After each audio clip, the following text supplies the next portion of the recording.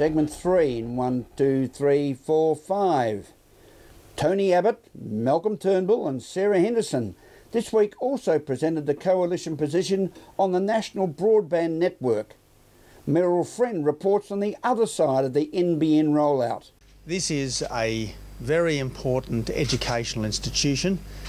It's a key part of our agricultural future, and if this institution is to flourish, obviously it needs better broadband services and it needs them now. We will deliver fibre to an institution like this very, very swiftly because our system, the Coalition's National Broadband Network, is about using the right infrastructure to the right place. That's what we're on about. By putting fibre to some 60,000 nodes as opposed to some 12 million households, we can get a real, effective national broadband network up and running much more quickly and much more affordably than Labor. As I said earlier, that the approach that we are taking is one that will ensure that we get the right type of technology, the right type of infrastructure to the places where it's needed and is most cost effective.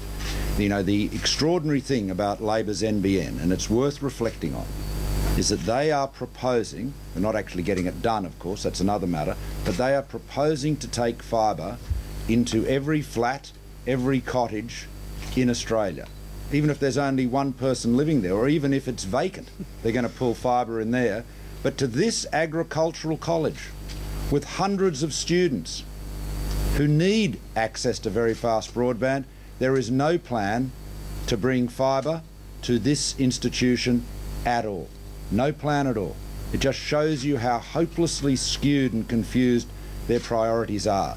This is not a business-like government. It is not a competent government. What we are offering in our approach to broadband is the latest technology, the latest techniques, and common sense and competence. And that's what's in short supply in Canberra. Just a couple of quick points. I'm very proud that the NBN will be prioritising rural and regional Australia. Under Labor, country communities have been left out in the cold, and it is a very poor reflection on the local member for Corangamite, Darren Cheeseman, that he has not been out fighting to deliver the NBN here in Corangamite. 90,000 people in Corangamite will not be receiving the NBN anytime soon, and frankly that is a disgrace. Unlike Darren Cheeseman, I will be standing up for the people of Colac, of Grovedale, of Highton, of Belmont and most other parts of Corangamite that have been left out in the cold. Do you think there needs to be a shake-up of the NBN board and management? Well, what I've said, I don't know, shake-up is someone else's words, but what we've said is that we would expect to see considerable changes, both at board level and in the management of the NBN, absolutely. Mr Turnbull, have any national MPs raised concerns that excuse me, broadband will cost more for people in the country than in the city under the Coalition's plan? Well, I've talked about it with my National Party colleagues, and of course Luke Hartsuker, who's the Shadow Minister for Regional Communications, was involved in the formulation of the policy, so we are very focused on regional and rural Australia.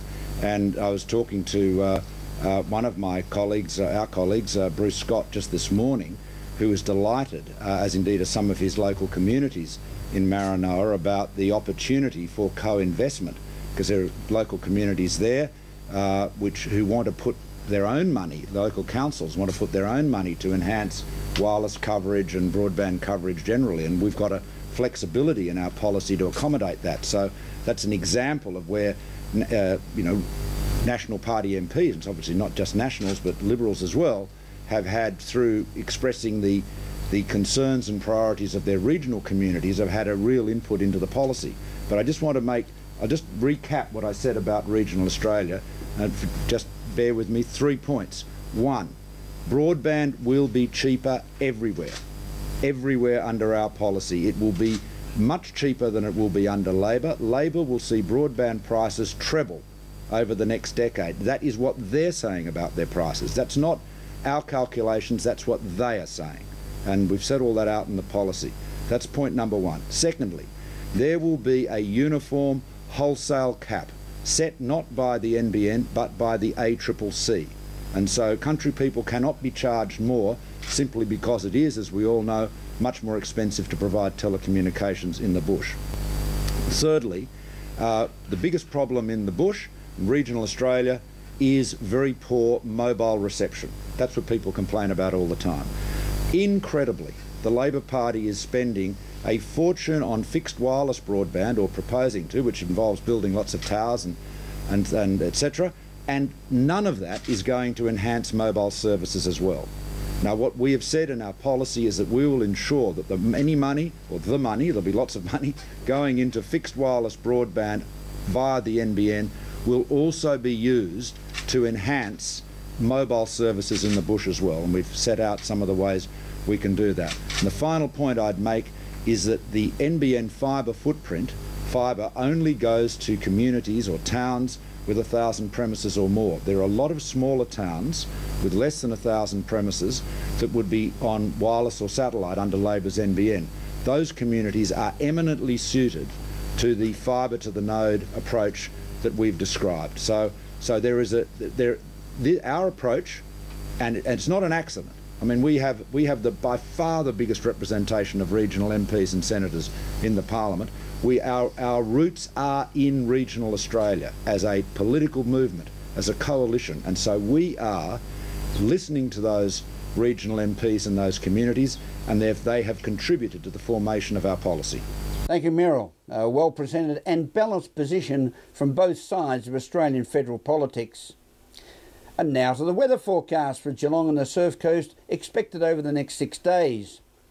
Tomorrow, Saturday, we will see a partly cloudy day with north-northwesterly winds throughout the day, a shower or two with a top of 26. Still comfortable for the football. Starting off another new week of April, Sunday will see cloudy periods with a shower or two and a top of 21.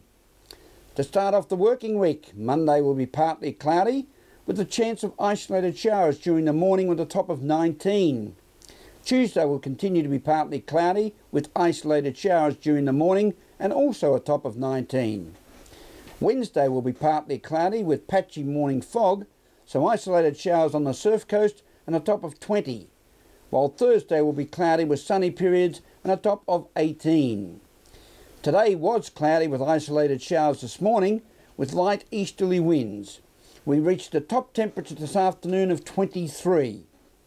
That's the weather outlook for Geelong and the Surf Coast over the next 6 days. As we go to a break, if you want to update your favourite items from News Geelong, go to www.youtube.com/guest media to view and choose. We'll return with our sports news with Pt3 after this.